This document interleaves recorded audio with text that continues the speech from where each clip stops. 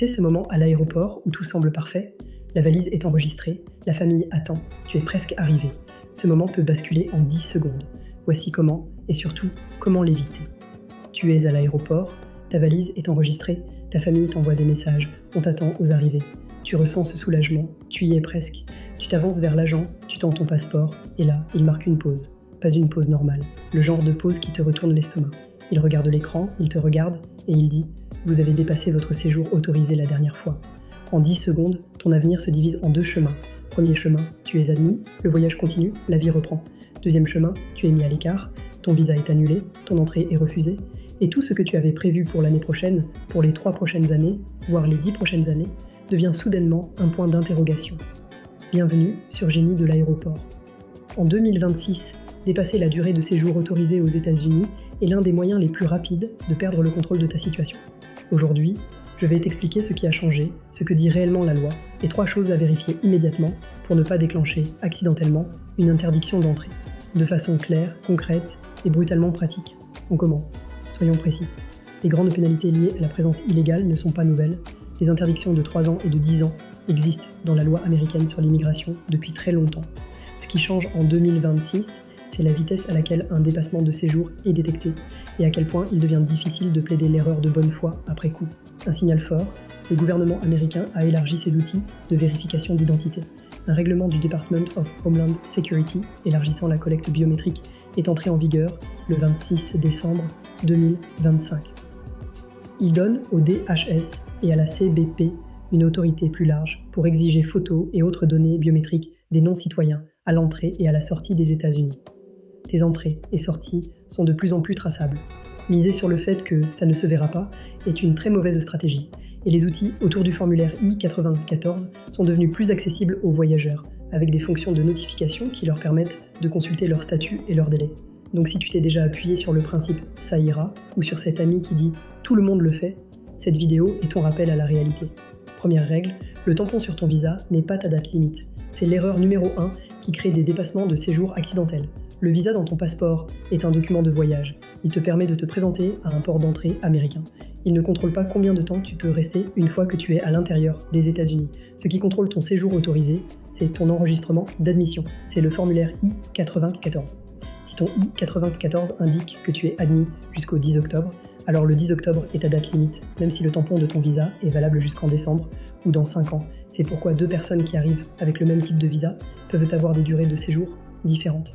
La CBP à l'aéroport décide de l'admission et le I-9214 en est le justificatif. Si tu ne fais qu'une seule chose après avoir regardé cette vidéo, fais celle-là. Récupère ton I-94, sauvegarde-le et lis la date d'admission comme s'il s'agissait d'un contrat. Parce que c'en est un. Parlons maintenant de ce qui déclenche réellement les fameuses interdictions, la présence illégale. Les interdictions liées à la présence illégale figurent dans la loi américaine sur l'immigration, section 212 à 9b. C'est cette loi qui crée les pénalités d'inadmissibilité de 3 et 10 ans lorsqu'une personne accumule suffisamment de présence illégale puis quitte le territoire. Voici la partie que la plupart des gens ratent. La présence illégale, ce n'est pas la même chose que « je me suis fait attraper ». C'est le temps passé aux États-Unis sans avoir été admis ou libéré sous caution ou lorsqu'on reste au-delà de la période de séjour autorisée. Et l'interdiction ne s'applique généralement pas pendant que tu es encore sur le territoire américain. Elle se déclenche quand tu pars et que tu essaies de revenir. C'est pour ça que les gens se retrouvent pris de court. Ils dépassent leur séjour discrètement. Rien ne se passe immédiatement. Ils partent pour un mariage ou un congrès professionnel.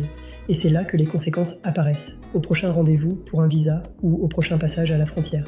Si tu ne retiens qu'une seule chose, retiens ces 2 seuils critiques. Premier seuil, 180 jours. Si tu accumules plus de 180 jours, mais moins d'1 an de présence illégale au cours d'un même séjour, puis que tu quittes le territoire, tu peux devenir inadmissible pendant 3 ans, selon la section 212 à 9BI de la loi. Deuxième seuil, 1 an.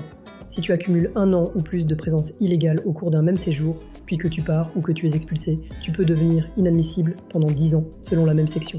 Un exemple concret, le scénario encore un mois. Ton I-94 expire le 1er janvier. Tu restes jusqu'au 1er août, soit plus de 180 jours au-delà de ta date autorisée. Tu pars. Tu essaies de revenir plus tard. Tu risques une interdiction de 3 ans. Autre exemple, je réglerai ça plus tard. Ton I-94 expire le 1er janvier. Tu restes jusqu'en mars de l'année suivante. Tu pars. Tu risques une interdiction de 10 ans. Ce n'est pas une question d'intention. C'est une question de ce que le calendrier dit que tu as fait. Quelques jours de dépassement ne déclenchent pas automatiquement 10 ans d'interdiction. Je dois corriger une rumeur qui circule constamment en ligne. Un court dépassement ne déclenche pas automatiquement une interdiction de 10 ans. L'interdiction de 10 ans est liée à au moins 1 an de présence illégale, suivi d'un départ ou d'une expulsion.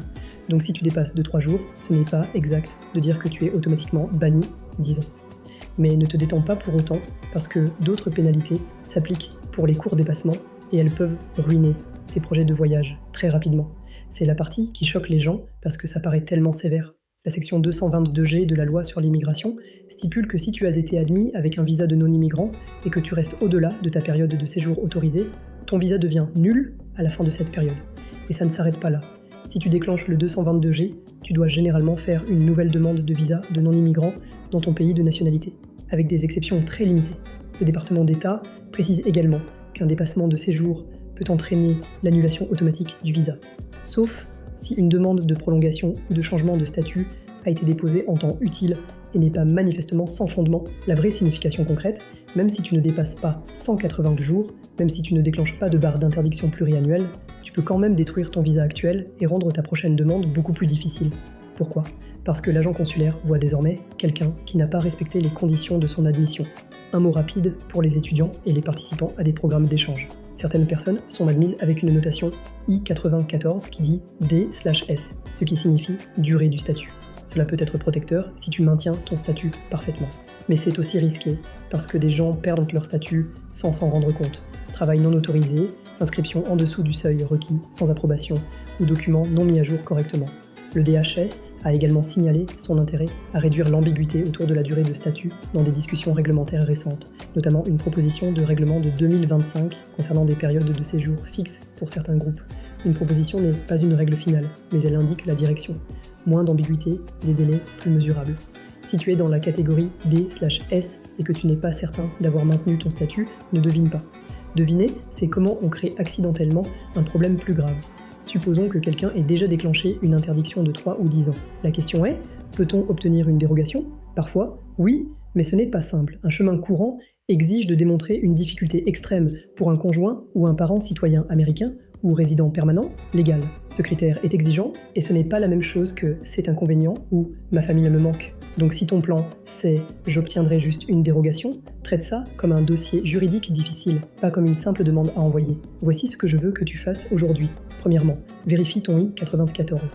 Ne te fie pas au tampon de ton visa. Récupère le document officiel et confirme la date admis jusqu'au ou la notation D/S. Deuxièmement, si tu as besoin de plus de temps, agis avant que ta période de séjour autorisée se termine. Une demande de prolongation ou de changement de statut déposée en temps utile peut faire la différence, mais elle doit être faite correctement et dans les délais. Troisièmement, conserve la preuve de ton départ. Billets, carte d'embarquement, tampon d'entrée ailleurs, tout ce qui confirme que tu es parti quand tu le dis. Cela aide si les registres ne correspondent pas un jour. Quatrièmement, si tu as déjà dépassé ton séjour, ne panique pas et ne fais pas un geste au hasard. Partir peut être ce qui déclenche une interdiction. Parle immédiatement à un avocat spécialisé en immigration à propos de tes dates exactes et de ta stratégie avant de faire quoi que ce soit d'irréversible. Ton I-94 contrôle ton séjour autorisé. Si tu restes au-delà, tu peux perdre ton visa en vertu du 222G. Et si tu accumules suffisamment de présence illégale, partir peut déclencher une interdiction de 3 ou 10 ans en vertu du 212 à 9B. C'est la loi. Et en 2026, les systèmes qui la font appliquer sont de plus en plus précis. Ton statut aux États-Unis ne tient parfois qu'à une date sur un formulaire. Une date que beaucoup ignorent, que beaucoup oublient et qui peut changer une vie entière. Maintenant tu sais, la prochaine étape, c'est d'agir avant que le problème arrive, pas après.